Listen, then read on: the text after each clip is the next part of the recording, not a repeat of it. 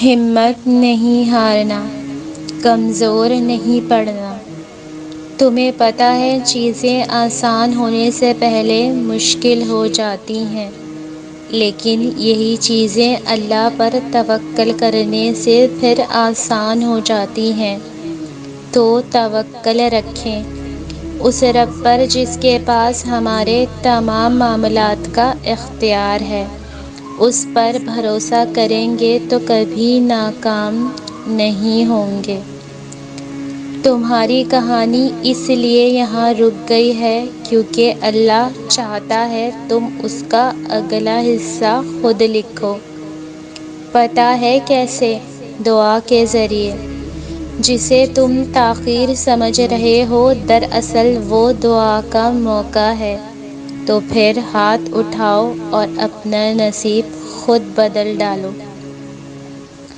سوچو جب عرش والے رب کی رضا تمہاری رضا میں شامل ہو جائے گی تو تمہیں کیا چاہیے؟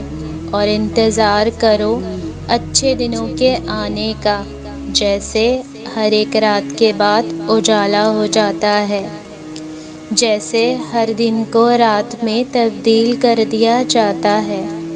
صبر اور انتظار دونوں تمہارا امتحان ہے۔ آج خود کو تیار رکھو، کل کو اجر بھی تم ہی پاؤ گے، اور اجر بھی تمہاری سوچ سے بڑا۔ جلد ہی وہ دن بھی آئے گا جب تمہاری ساری دعاؤں کو حقیقت بنا کر تمہارے سامنے کھڑا کر دیا جائے گا، اور انہیں دیکھ کر تم کہو گے یا اللہ میں تو انہیں بھول چکا تھا۔ اللہ فرماتا ہے اور تیرا رب بھولنے والا نہیں۔ یہ جو مشکل آپ پر آئی ہے نا، سنو یہ اپنا حل ساتھ لے کر آئی ہے۔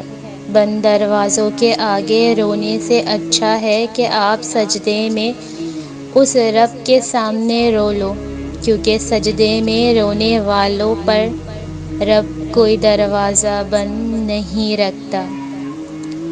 تمہارے آدھے غم اس دن ختم ہو جائیں گے جس دن تم دل دکھانا چھوڑ دو گے، اور تمہارا ایمان اس دن مکمل ہو جائے گا جس دن تم یہ یقین کر لو گے کہ رب اپنی نافرمانیاں معاف کر دیتا ہے، مگر اپنی مخلوق کو دی گئی اذیتیں تب تک معاف نہیں کرتا جب تک وہ خود معاف نہ کر دے۔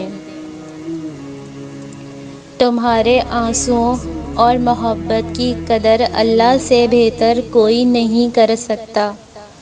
کتنا سکون دیتی ہے نا یہ آیت۔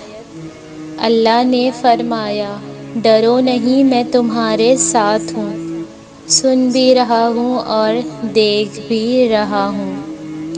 جس جگہ سے تمہیں بے سکونی مل رہی ہے، جہاں تمہارے لیے ہر ایک دشمن ہے، ممکن ہے وہیں انہی لوگوں کو اللہ تمہارے قلب کا چین لکھ دے، انہی لوگوں کو تمہارے اجر کا وسیلہ بنا دے، کیونکہ وہ بہترین تدبیریں کرنے والا اور تمہارے حال سے واقفیت رکھنے والا ہے۔